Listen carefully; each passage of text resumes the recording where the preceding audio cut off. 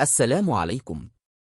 نقدم لكم تقريرا خاصا حول موعد مباراة الوداد الرياضي أمام مانيما يونيون، وذلك ضمن الجولة الثالثة من دور المجموعات لكأس الكونفدرالية الإفريقية.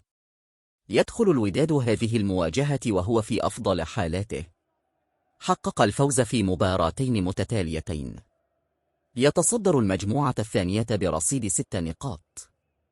أما فريق مانيما يونيون من الكونغو فقد فاز بدوره في مباراتين ويملك 6 نقاط كاملة، وهذا ما يجعل اللقاء قويا وصعبا بين فريقين يتنافسان على صدارة المجموعة بأفضل أداء.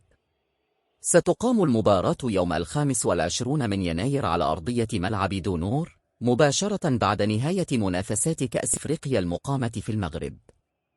أما توقيت انطلاق المباراة فسيكون على 5:00 مساء مع نقل مباشر عبر قناة الرياضية. نتمنى التوفيق لنادي الوداد الرياضي في هذه المواجهة الحاسمة، وأن يواصل تألقه في أفضل البطولات الإفريقية. موعد المباراة 25 من يناير 5 مساء.